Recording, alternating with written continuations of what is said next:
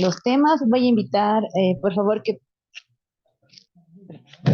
voy a invitar, por favor, a la doctora Heidi Sanz, que pueda pasar al estrado para poder compartir su tema, que es abordaje de enfermedades neurocutáneas. La doctora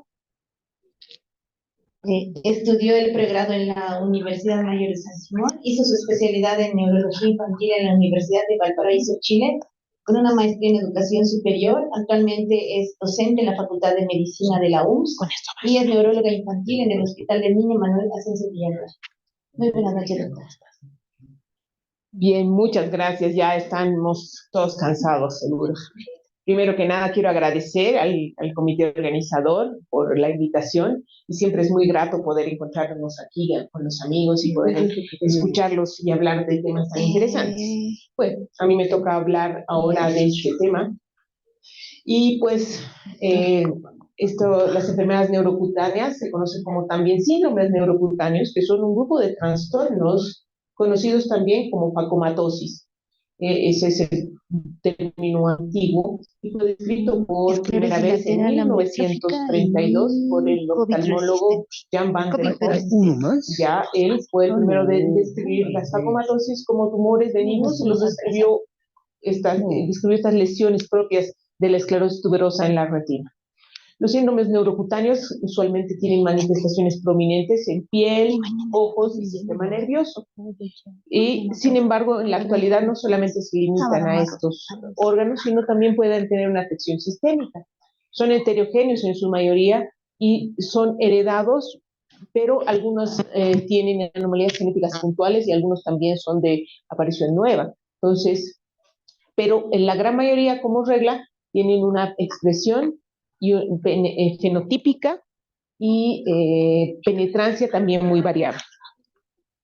Bien, hay mucha discusión respecto a esto, cómo se clasifican, porque cada vez se van buscando y encontrando nuevas moléculas, pero básicamente podemos clasificarlos en estos grupos.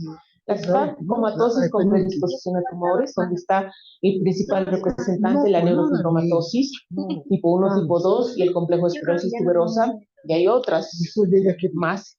Las facomatosis con malformaciones vasculares, el representante principal es el síndrome de Studio-Weber, está el Querpetenone, el Clox, el Wilson-Manson, etc. Pero el más importante es Studio-Weber. Las facomatosis con tumores vasculares, está el síndrome de von Hippel-Lindau como representante, y los facomatosis con cambios epidémicos en mosaico, y aquí se agrupan un gran número de entidades en las que van a tener mosaicismo genético con expresión variable en la piel, y entre los que más se conocen son la incontinencia pigmentil y con melanosis.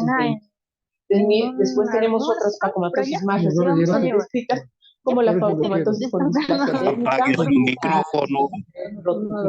geminal del mar, y la facomatosis con fenotipo twin spotting, que es como unas células mutadas, con una mutación puntual, alrededor o rodeando unas células normales. Aquí esta clasificación incorpora estos conceptos genéticos nuevos. Bien, como les decía, las más importantes, la esclerosis tuberosa, la incontinencia pigmentil, como los más representantes más frecuentes. Vamos a tratar de hablar solamente, no se asusten, no vamos a hablar de todos, solamente vamos a hablar de los tres más importantes que son clínica más llamativa. En este caso está la neurofibromatosis. La neurofibromatosis es un trastorno genético que usualmente va a causar múltiples tumores en tejido nervioso, incluido cerebro, médula y nervio periférico. Muestra tanto tumores de origen neural como neuroinfantáneo, es autosómico dominante en su mayoría, y en la gran parte tienen carácter progresivo y heterogéneo en lo que respecta a fenotipo. Básicamente se describen tres tipos grandes de neurofibromatosis, aunque hay variantes de mosaicismo. Está la neurofibromatosis tipo 1, la tipo 2, y la schwannomatosis como una variante de NF2. NF1 es el más prevalente, 96% de los casos corresponden a neurofibromatosis tipo 1, el tipo 2 corresponde a un 5% y la schwannomatosis a un 1%. ¿Ya? Entonces, la característica más llamativa de la neurofibromatosis y que todos alguna vez han visto son las manchas café con leche, los neurofibromas, y estos neurofibromas que pueden ser muy numerosos y ocupar las raíces nerviosas, los plexos nerviosos, y se conocen como neurofibromas plexiformes. La tipo 1, o también se llama enfermedad de von Recklinghausen, es la más frecuente, prevalencia 1 por 3.000, la herencia autosómica dominante, 98% de penetrancia, pero con alta variabilidad fenotípica. ¿Qué significa esto? Que todos que tengan el gen mutado van a tener la enfermedad, pero no todos se van a expresar igual. Ya las manifestaciones van a involucrar varios sistemas: sistema nervioso, piel, hueso, endocrino, gastrointestinal y vascular. Ya en los últimos tiempos se han descrito algunas alteraciones también en estos otros sistemas. La mitad de los pacientes de NF1 tienen manifestaciones menores, es decir, no todos van a tener toda la clínica, y es más común la transmisión paterna que materna, y 1/3 de los casos son mutaciones nuevas, es decir, se puede ver un paciente con NF1 sin tener ningún familiar afectado, ¿ya? Y como les decía, las manifestaciones son variadas, que van en la piel, con los neurofibromas cutáneos, con neurofibromas plexiformes a nivel del nervio periférico y también en el sistema nervioso central. Se han desarrollado criterios diagnósticos, estos son los actualizados, y se dice que un paciente va a tener neurofibromatosis cuando tenga 2 o más de los siguientes criterios: 6 manchas de café con leche más de 5 milímetros, efélides o pequitas en la región inguinal, 2 nódulos de Leach, vamos a ver qué son, y al menos 2 neurofibromas de cualquier tipo o un neurofibroma plexiforme, y una lesión ósea distintiva como puede ser la displasia del estenoide o el arqueamiento de la tibia, y una variante patogénica de NF1 con fracción alélica variable de 50%, es decir, una mutación, y un niño con un padre que cumpla criterios y tenga al menos un criterio. Entonces, se suma a la definición la parte genética. Entonces, las manifestaciones clínicas, como les decía, lo más llamativo es a nivel cutáneo y a nivel sistema nervioso. A nivel cutáneo, las manchas café con leche son las más importantes. Están presentes en todos los pacientes con neurofibromatosis, pero no pueden no aparecer al nacimiento y ir apareciendo a medida que va creciendo el niño. Las manchas tienen esta forma, son planas, son suaves, y tienen los bordes a veces no muy definidos, y tiene esta coloración más oscura. En pieles más oscuras a veces no se notan, pero sí son este tipo. También van a tener distintos tamaños, pero el criterio es más de 6 milímetros, y las pecas o las efélides axilares. Los neurofibromas pueden tener 2 tipos: son intracutáneos de consistencia suave, violácea, son blanditos, pero también pueden ser subcutáneos, en los cuales ya son tumores más fibrosos, más firmes, y pueden estar a lo largo del tronco o cubriendo los nervios periféricos, y son más grandes, 3 a 4 centímetros de diámetro. Estos neurofibromas no están presentes igual en los niños pequeños y aparecen después de los 10 años. Usualmente, ahí, por ejemplo, están localizados en distintas partes. Aquí, por ejemplo, tenemos un neurofibroma en la lengua, y esto puede generar también estos neurofibromas, estos sobrecrecimientos, hemipertrofias o hipertrofias de una extremidad. Los neurofibromas plexiformes van a combinar elementos cutáneos y subcutáneos, y van a formar grandes masas tumorales. Representan el 25 a 32% de los pacientes van a manifestar estos neurofibromas, y son los que pueden producir más morbilidad. Ya aquí este es un paciente, como ven, tiene un neurofibroma plexiforme y que le ha producido un sobrecrecimiento de la extremidad. Otro hallazgo en la piel son los amartomas, son los nódulos de Leach, que son muy específicos de la NF1, y están en 20-30% de los pacientes. No son visibles en niños pequeños. Después de los 12 años sí son patognomónicos, y son estas como punteado rojo, o a veces marrón, que aparece en la corte. No toda mancha café con leche es igual a neurofibromatosis, y eso es importante. No todo paciente que tiene, hay que pensar en eso, y aquí hay algunos diagnósticos diferenciales. El primero es el síndrome de Legius, que es en el fondo manchas café con leches, pecas, y algunos muy numerosos, pero que no se asocian a ningún tumor. Y están asociados a un gen que es el SPRED1, y este produce también está dentro de la fisiopatología del ANF1, pero no cursa con tumores. Después está otros diagnósticos como el síndrome de McCune-Albright, que en el fondo tienen también en el crecimiento, tienen manchas café con leche, pero tienen una alteración a nivel endocrino, ya una pubertad precoz es uno de los síntomas más característicos, la ataxia de la ectasia, el Rayel Muir-Cava, la estenosis tuberosa, que puede tener manchas hipopigmentadas más frecuentemente que las manchas café con leche, y algún trastorno de una alteración en la reparación del DNA congénito y algún mosaicismo de, por ejemplo, otras enfermedades que van a ser las que hemos visto como hipomelanosis de hito. Las manifestaciones neurológicas son muy frecuentes y van a ser macrocefalia, por ejemplo, hasta en el 45% de los casos tienden a tener megalencefalia sin hidrocefalia. Puede haber hidrocefalia secundaria, obstrucción del acueducto por otra causa. La discapacidad intelectual está presente en el 8% de los pacientes, no es muy frecuente, pero sí se asocia a dificultades del aprendizaje y del lenguaje.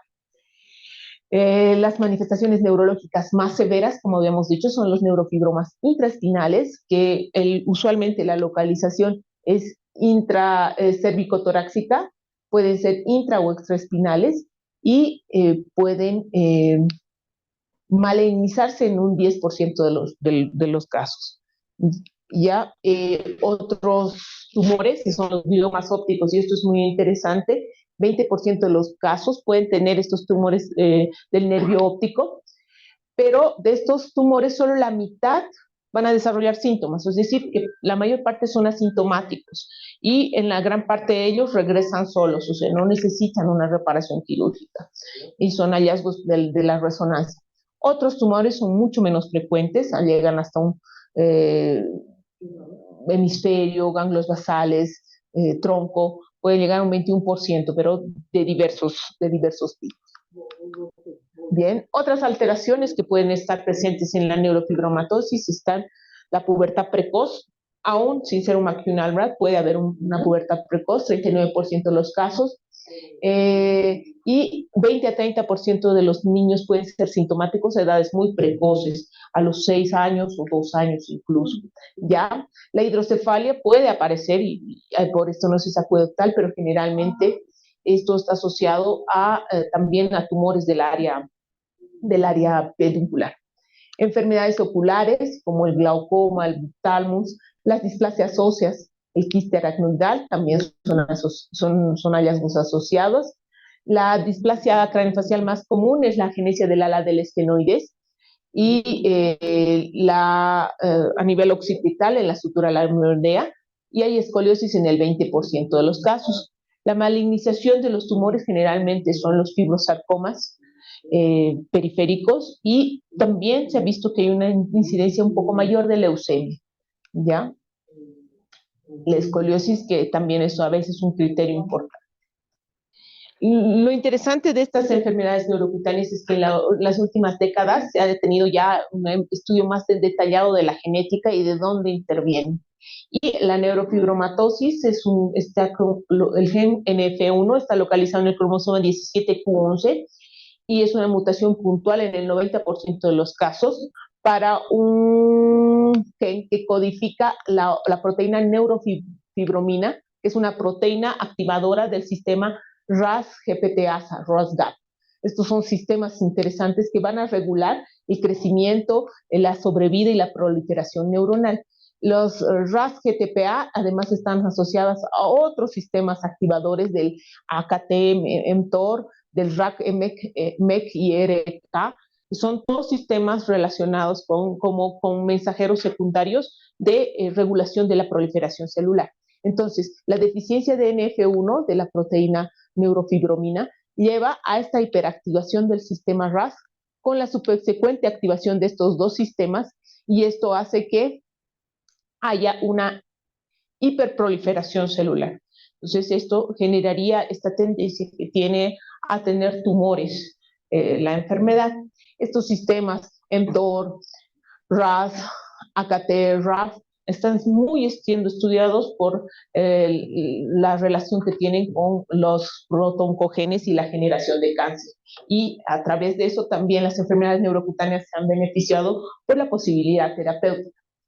Se realizan test genéticos para confirmar el diagnóstico, ya existen test posibles en el mercado de adquirirlos, y sin embargo el test negativo no excluye por completo el diagnóstico, porque puede representar o un mosaicismo o de una variante patogénica, y tampoco la positividad en una mutación predice la severidad de la enfermedad. Como hemos dicho, es de expresión muy variable. ¿Ya? ¿Qué es lo que debemos hacer cuando nosotros tenemos un paciente con diagnóstico de NF1, que podemos hacerlo clínicamente? El seguimiento clínico debe ser cada 2 años, si es el niño es asintomático, pero si es sintomático, tal vez dependiendo del síntoma que presente, hay que hacerlo más frecuente. ¿Qué es lo que ve? Hay que ver el desarrollo y progresión del aprendizaje, la agudeza visual con fundoscopía hasta los 7 años. Hemos dicho que puede haber glioma óptico, pero asintomático en la mayoría de los casos, entonces no es necesario tampoco un seguimiento con imágenes. El perímetro cefálico hay que ver, hay que medirlo periódicamente, porque su crecimiento puede indicar o un tumor o hidrocefalia, el desarrollo juvenil, la talla, el peso, la presión arterial, la evaluación cardiovascular, especialmente por la posibilidad de estenosis pulmonar por un neurofibroma igual.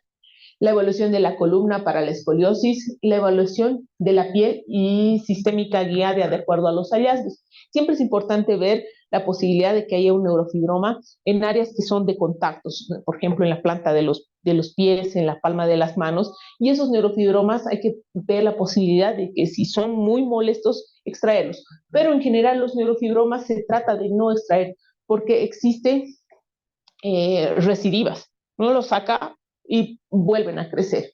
Las imágenes cerebrales rutinarias están muy en discusión. En realidad, sí es necesario un estudio de imágenes al inicio del diagnóstico, pero seguimientos posteriores no tendría mucho sentido, a no ser que la clínica lo indique, pero solamente por rutina no se hace. ¿Ya? ¿Qué estrategias terapéuticas en la actualidad hay para la neurofibromatosis tipo 1? Ha sido pues aprobado recientemente este fármaco.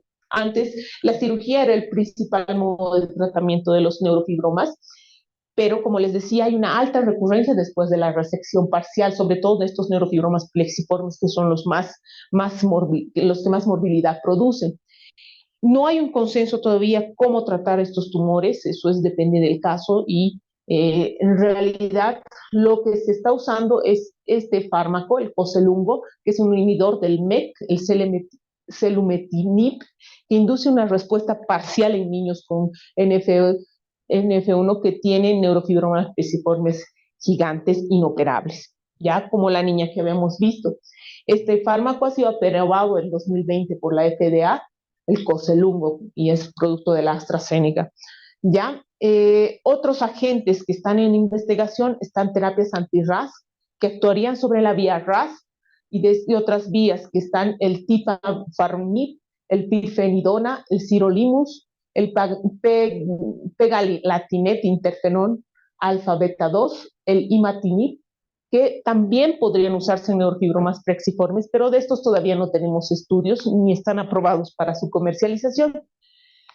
Se ha visto que los pacientes pediátricos con F1 al menos a 2 años de edad y que tienen neurofibromas plexiformes sintomáticos inoperables podrían beneficiarse del uso de estos fármacos, pero ojo, todos los inhibidores de los mTOR tienen también otros efectos colaterales que hay que evaluar.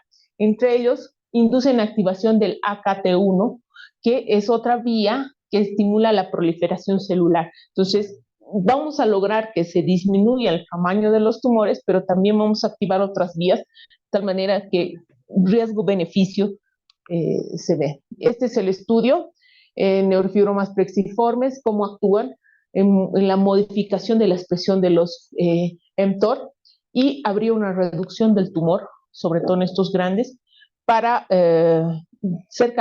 dicen más del 50% en los tumores plexiformes gigantes. La neurofibromatosis tipo 2, este es más de adultos, se transmite igual de autosómica, en forma autosómica dominante, el gen es diferente, es en el cromosoma 22, y la principal manifestación son los neurofibromas del acústico o schwannomas vestibulares. Al menos en el 90% de los pacientes se observan este tipo de tumores y se desarrollan, como les digo, es más de adolescentes o adulto joven. Usualmente el síntoma que más manifiestan es sordera, ¿no es cierto? Pero también si es vestibular, alteraciones del equilibrio y pueden tener manifestaciones cutáneas que van desde papilomas cutáneos, pérdida de la masa muscular y algunos pueden desarrollar mononeuropatía de otros pares craneales, en este caso el séptimo. También en un 3 a 5% de los pacientes puede haber una polineuropatía severa, sobre todo esto se manifiesta en adultos mayores. Los pacientes NF2 también pueden desarrollar meningiomas múltiples, y a veces ese es el síntoma de diagnóstico, meningiomas múltiples y ependimomas a edades más tempranas que lo que puede aparecer en neurofibroma del acústico. Se pueden producir alteraciones visuales asociadas a cataratas en el 60-80% de los casos, y también pueden haber déficits visuales asociados a meningiomas ópticos. Entonces, eso es importante en pacientes, sobre todo adulto joven, meningiomas recurrentes o meningiomas múltiples, hay que pensar que pueda tener una F2 y que todavía el neurofibroma acústico no se ha desarrollado. ¿Ya? En el 70% de los casos van a haber alteraciones cutáneas. No es lo más frecuente como en la NF1. Las manchas con leche, en el caso de la NF2, son mucho más grandes, más claras, ¿ya? Y en menor número. Menos del 1% del NF2 van a tener muchas manchas. Y van a tener también estos schwannomas cutáneos en lugares diversos, ¿ya? Van a dar lugar a lesiones muy superficiales y en algunos casos se van a ver solamente como placas cuando son más superficiales. Los tumores profundos sí pueden ser dolorosos y a veces requieren su resección, pero no son tumores deformantes o que puedan producir neurofibromas plexiformes como en la NF1. El criterio diagnóstico de NF2 se basa en los schwannomas vestibulares, el familiar de primer grado con NF2, y puede tener meningiomas, schwannomas, gliomas o neurofibromas y cataratas subcapsulares y posteriores, más un schwannoma unilateral o meningiomas y todos los tumores que hemos descrito, más meningiomas múltiples. Como les decía, uno de los criterios es la presencia de estos meningiomas múltiples. Genética. En la NF2, el defecto es en el gen que codifica para una proteína que se llama merlina. Está localizado en el cromosoma 22q12 y este cromosoma regula múltiples vías igual proliferativas relacionadas con la supervivencia y la proliferación celular. La merlina es un gen mucho más activo, ¿ya? Y bloquea las señales causadas por integrinas y receptores de tirosina quinasa e inhibe señales que incluyen la activación del RAF, del RAS, del FAC, del PI3K y del mTORC1. Parece chino, es medio chino. No hay traducción, o sea, se identifican así, y que todas son vías de regulación y de expresión de la proliferación celular. Entonces, esta merlina las inhibe. Como no hay merlina, empieza el crecimiento celular, ¿ya? Los schwannomas requieren que haya los dos alelos comprometidos y una proteína truncada. En el caso del NF2 se necesita que la proteína esté truncada porque no tenga que tener función, es decir, sea una proteína anormal, ¿ya? ¿Qué estrategias terapéuticas tenemos para este grupo de enfermedades? No hay un tratamiento establecido para NF2 y los tumores se saca como cualquier neurofibroma, retiran y es recidivante.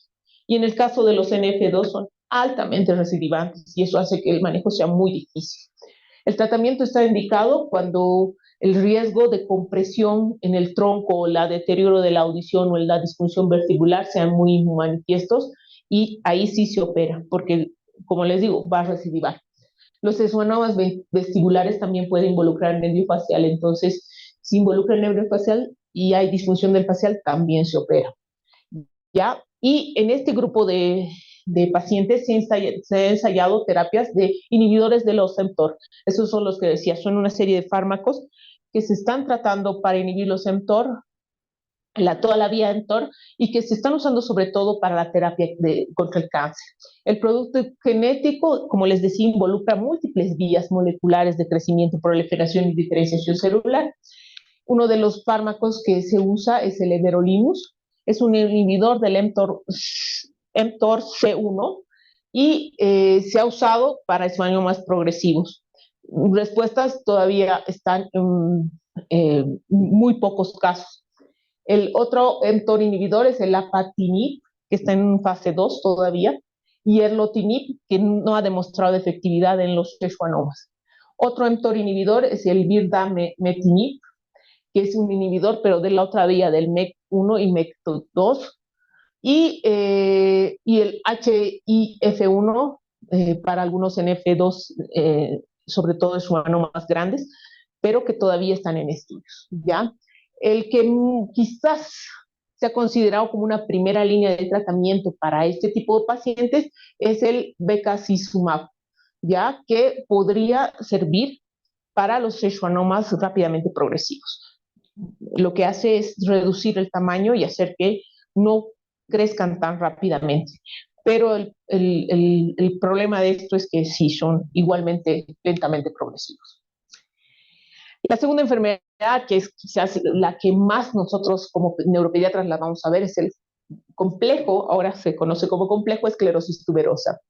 El complejo esclerosis tuberosa es también conocida como la enfermedad Bonneville, en honor a su descubridor y el que primero describió la enfermedad, que es Bonneville, en 1840, no, antes, en 1880, perdón, ¿ya? Es una enfermedad neurocutánea de herencia hereditaria y que va a comprometer múltiples órganos que van desde cerebro, riñón, piel, retina, corazón, pulmones, hígado, etc. Una incidencia 1 por 5.800, algunos libros hablan de 1 por 7.000, y es la causada por la mutación y la activación de dos genes. El TCC1, que está en el cromosoma 19q34, que codifica para una proteína amartina, y el TSC2, que está en el cromosoma 1613, que codifica para otra proteína que se llama tuberina. Ambas tienen que estar afectadas. 50% de los casos son mutaciones nuevas, o sea que puede haber casos familiares, pero el gran 50% son pacientes nuevos y el mosaicismo también es frecuente. Los criterios diagnósticos se han actualizado, hay una nueva actualización de los criterios de esclerosis tuberosa, este es del 2012, pero aquí está la referencia del 2012, pero los he modificado, este consenso ya apareció el 2022 y tiene criterios genéticos, criterios menores y criterios mayores, ya en criterios clínicos. En los criterios genéticos, obviamente, el aislamiento de una mutación patogénica en TCC1 y TCC2, y esto es importante.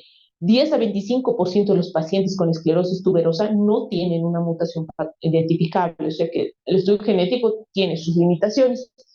Criterios mayores están manchas hipomelanóticas, manchas hipopigmentadas, los angiofibromas o placas fibrosas hepálicas, los fibromas unguiales, el parche de Sjagrin, que lo vamos a ir viendo más adelante, los amartomas retiniales, los túberes corticales, o las líneas de migración radial, nódulos superependimarios, las astrocitomas de células gigantes superependimarios, que se llaman SEGA también en la regla, los rhabdomyosarcomas cardíacos, la linfaleiomatosis pulmonar y los angiomiolipomas.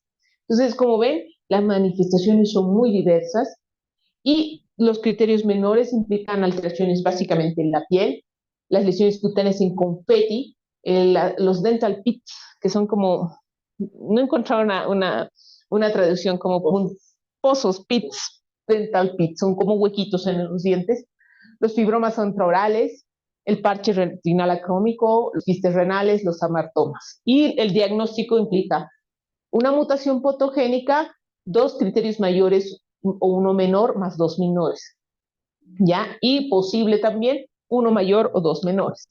Entonces, genéticamente, Estos son los dos, la amartina y la tuberina, que tienen estas dos proteínas interactúan, tienen sus lugares de interacción definidos, la tuberina con dos en los extremos y la amartina en la parte central. Y estas son proteínas que van a participar en la regulación de la función de los mTOR, que la traducción son los Mammalian Target of Rapamycin.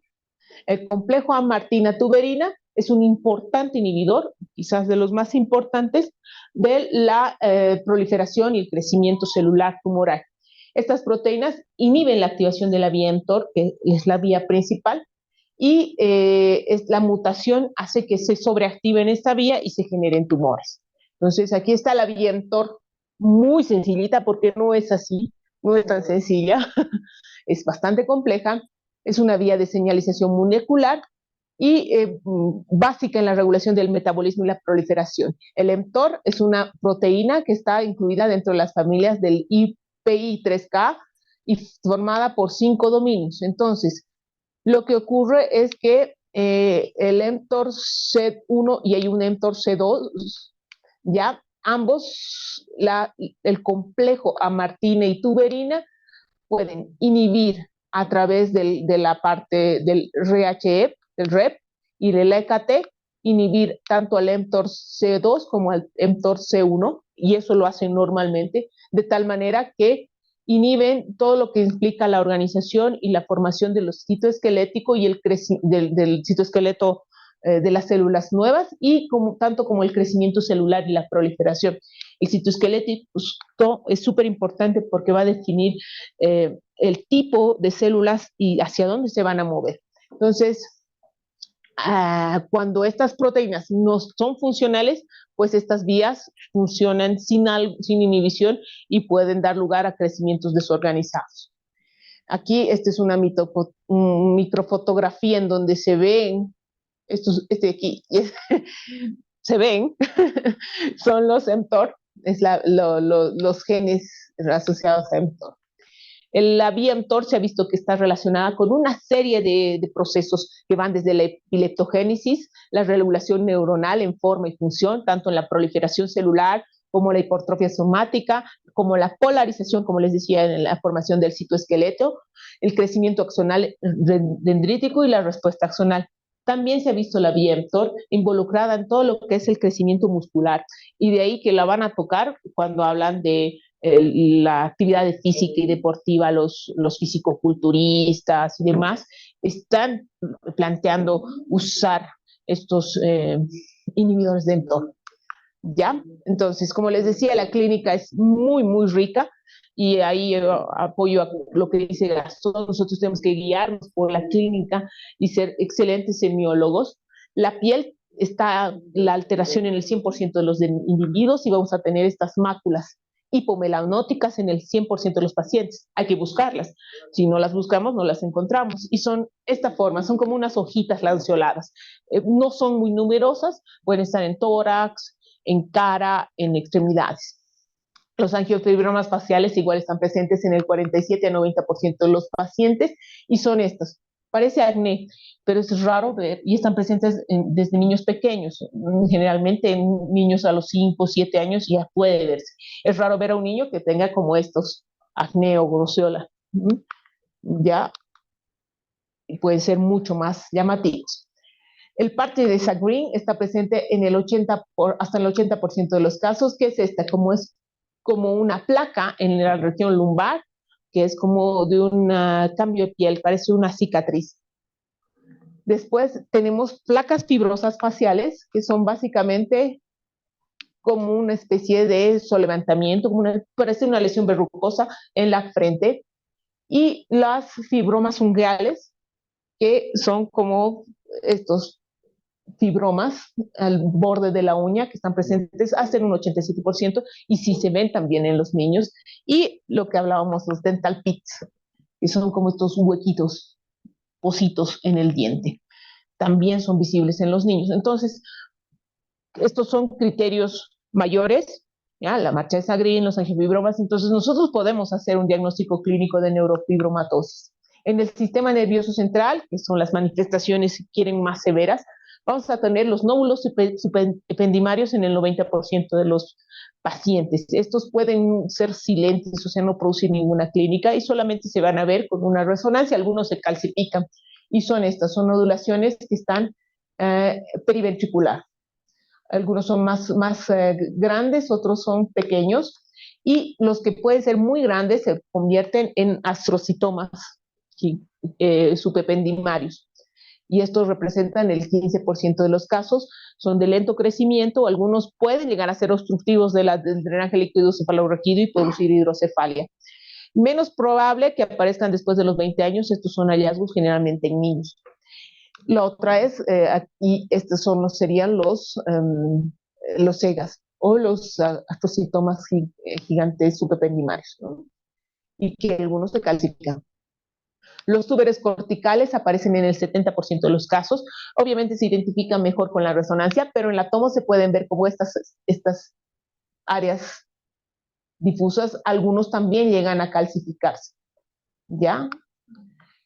Y los astrocitomas supependimarios, como les había dicho, los SEGA, hasta en un 14% de los casos. Esta es una imagen de resonancia, como se ven los túberes difusos, múltiples.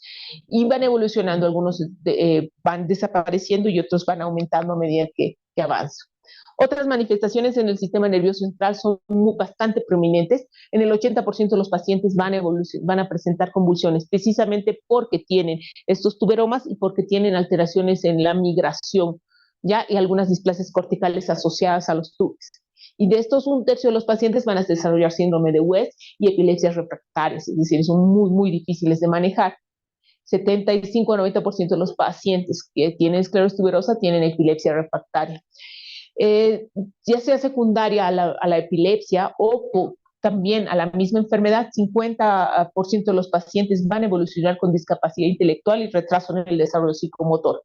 Y esto es una cosa que se ha descrito mucho, las alteraciones conductuales y del desarrollo. 40% de los pacientes con esclerosis tuberosa van a tener autismo. Y el autismo puede ser de un grado variable, generalmente es un grado 3. Otros síntomas, déficit atencional, alteraciones de conducta, impulsividad, tanto así que se ha descrito todos los trastornos conductuales y del esfera neuropsiquiátrica como los TANT, trastornos asociados a la esfera neuropsiquiátrica, que tiene una prevalencia entre 75 a 100% de los pacientes y pueden ir concomitante con los otros problemas. ¿Ya? Y aquí están. Estos son los TANTs y que van desde alteraciones conductuales, psiquiátricas, intelectuales, académicas, neuropsicológicas y psicosociales. Y aquí pueden leer una serie de trastornos que están descritos. Los TANT se tienen que buscar activamente en todos los pacientes y son a veces los que producen la mayor disfunción a los niños, ¿ya? Entonces, otras alteraciones en otros sistemas renales, el 80% va a tener una lesión identificable a los 10 años, nada más que pueden no tener una clínica muy manifiesta. 5 tipos de lesiones renales, pueden ver un angiomiolipoma benigno, es el más frecuente, por eso no produce signo, pero es identificable, quiste epitelial, amartoma, angiomiolipoma maligno y un carcinoma renal, que es el menos frecuente, 3% de los casos. El corazón van a tener rhabdomiomas, 47 a 67% de los casos, y estos a veces son identificados en el periodo neonatal. Apenas nace, tiene un rhabdomiosarcoma. Entonces, eso es una alta sospecha de que este niño tiene una esclerosis tuberosa. Y la linfangiomatosis pulmonar, en el 30% de los casos, se manifiesta ya más tardíamente, tercera, cuarta década, y es mucho más frecuente, 90% son mujeres. No sé por qué. En los ojos, los amartomas y otros angiomiolipomas extrarrenales. Entonces, este es el consenso, como les decía, de 2021-2022, que ha modificado los criterios y ha determinado ciertas recomendaciones de manejo en caso de esclerosis tuberosa. El primer, y ha dividido en 2 grupos a los pacientes, los que tienen reciente diagnóstico o sospecha de esclerosis tuberosa.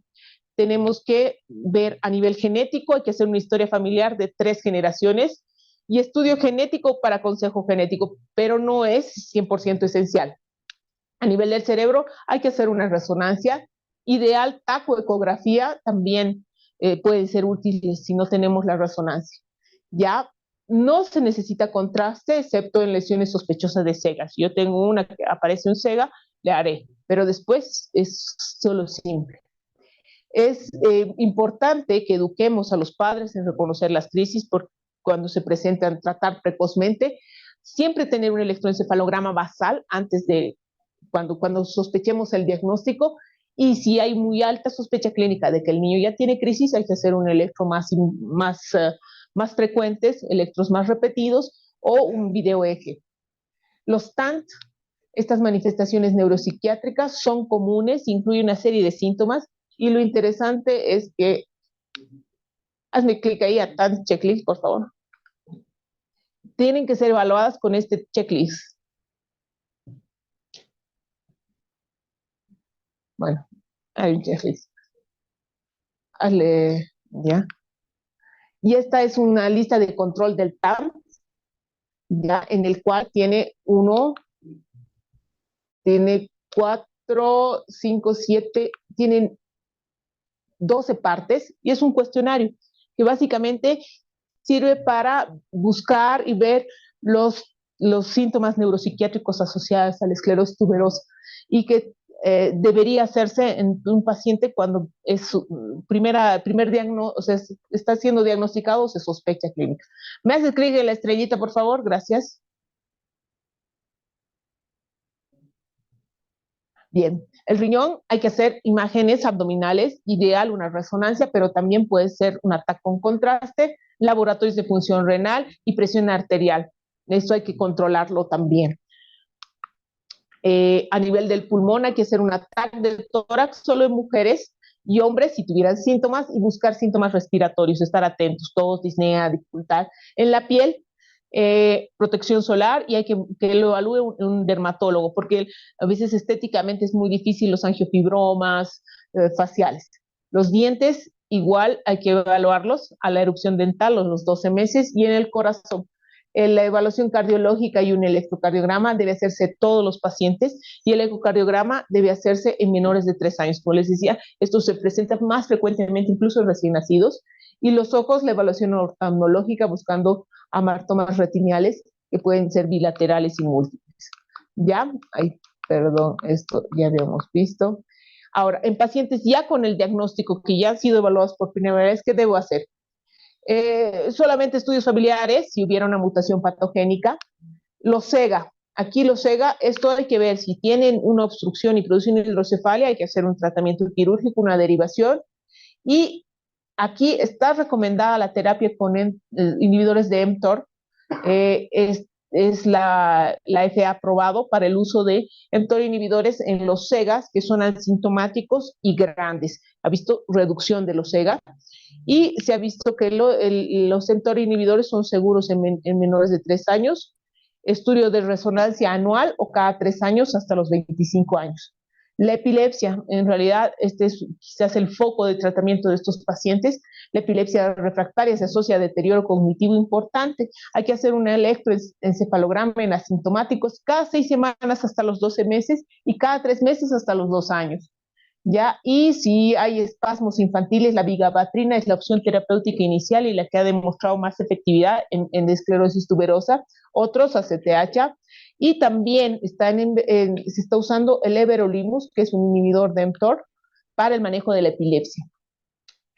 Otras estrategias no farmacológicas, dieta, estimulador vagal, también podrían servir. Otros órganos, los TANC, hay que hacer un screening anual con la hoja que hemos visto. Los riñones, si el angiomiolipoma es mayor a 3 milímetros, asintomático, también la terapia con mTOR inhibidores, con el everolimus, ha demostrado ser efectivos, y hay que hacer una evaluación anual de la función renal, proteinuria, estudios de imágenes. La hipertensión se trata con un IECA, pero ojo, si está con terapia mTOR, los IECA pueden ser contraproducentes. Pulmón, TAC de tórax en mujeres, y si síntomas, TAC de tórax cada 7 años. La piel, evaluación anual. Las lesiones mejoran con los inhibidores de mTOR, en este caso el everolimus es el más usado. Corazón, ecocardiograma cada 3 años, y los ojos, evaluación anual. Entonces, como ven, estos son pacientes que crónicamente tienen un esquema de control y eso ya está determinado. Ya dentro de los mTOR inhibidores, el que ha sido aprobado es el everolimus y más recientemente el sirolimus. El everolimus aprobado el 2010 y el sirolimus el 2014. Son fármacos que van a inhibir la vía mTOR directamente, el mTOR C1 y el everolimus principalmente. Son muy bien tolerados, pero tienen algunos efectos adversos que hay que cuidar. La irregularidad menstrual, hiperlipidemia, úlceras orales, hiperglicemia, y más que eso, lo que tienen los mTOR inhibidores son que son potentes inmunosupresores, entonces pueden exacerbar infecciones, por lo tanto, hay que tener cuidado con lo que es la vacunación, las cirugías, un cuadro infeccioso. No se deben combinar con algunas cosas como la carbamazepina y oxcarbamazepina o la claritromicina y el ketoconazol, ya que tienen reacciones adversas con estos mTOR. Por último, y rapidito, el Stuge-Weber, que es se llama encefalomielitis angiofacial. Es un síndrome que se caracteriza por la presencia de angiofibromas faciales, marcha roja venosa o un nebus flammus, y un angioma leptomeningio ipsilateral, una incidencia 1 por 20,000 hasta 1 por 50,000 personas, y se ha descubierto recientemente que está causado por una mutación somática en el gen GNAQ, que afecta a la piel, sistema nervioso central y tiene manifestaciones oftalmológicas, ¿ya? Las manifestaciones más claras es esta, la mancha rojo-venosa, que ocupa pues principalmente la rama 1 del trigémino.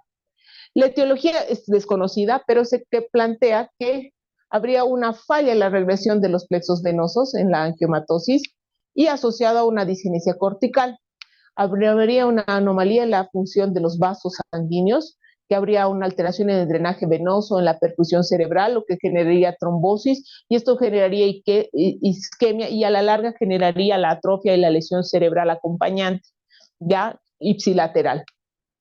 Y también por esta alteración en el desarrollo embrionario habría una discinesia cortical y esto generaría una epileptogénesis con una plasticidad neuronal anormal y una crisis refractarias muy prolongadas. Entonces, ¿qué son las características de la enfermedad? Este gen GNAQ codifica para una subunidad de proteína G que estaría involucrada en esta regulación de la endotelina, que es principalmente una proteína que regula la vasculogénesis. ¿Ya? ¿Qué manifestaciones clínicas? 3 tipos, la clásica que tienen angiomatosis leptomeningia y el compromiso del neo y ocular. El tipo 2 solo tiene el angioma facial y posiblemente glaucoma sin compromiso cerebral, y el tipo 3 solo tiene el angioma leptomeningio. ¿Ya? Y dependiendo, no todos los angiomas faciales están asociados a esclerosis, síndrome de Stuge-Weber, depende de la localización.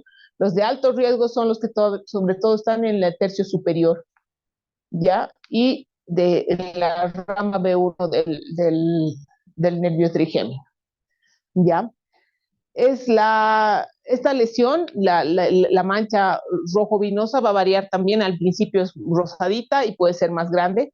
En realidad, la lesión cerebral no está en relación con la mancha rojo-vinosa, esta puede ser muy grande y la lesión cerebral pequeña o viceversa. Y el compromiso de párpado superior de gran tamaño y compromiso de ramas B1 y B2 aumenta la probabilidad que tenga alteraciones también cerebrales, ¿ya? Entonces, este es un paciente, como ven, tiene más sobre todo en las ramas inferiores, pero tiene una parte de la rama superior. Ya este otro, por ejemplo, solo tiene la rama superior en el párpado con una área como de edema, entonces este paciente tiene más riesgo de tener alteraciones cerebrales. A nivel de ocular, el glaucoma está en 30-70% de los casos, que está acompañado de aumento de la presión venosa, ya principalmente en la cámara anterior, y podemos tener tortuosidad en los vasos conjuntivales o subconjuntivales. A nivel del sistema nervioso central, los hallazgos incluyen una cefalea vascular, porque hay una alteración venosa y un angioma, ya 40-60% de los casos, retraso mental o retraso en el desarrollo del 75% de los casos, stroke-like, hemiparesia y convulsiones, 75% de los casos. Las convulsiones pueden llegar a ser también muy refractarias al tratamiento y ocurren precozmente antes del año de vida en el 75% de los casos, ¿ya? Las lesiones usualmente son unilaterales, pero también pueden ser bilaterales. Sí, ya, eso es todo. Muchas gracias. Ahí están las lesiones. Este es un paciente que tiene calcificaciones extensas. Y muchas gracias.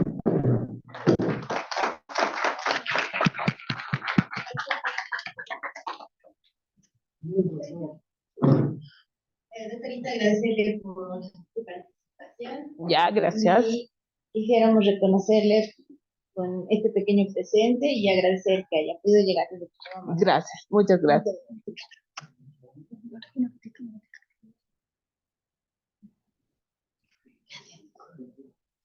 Bien.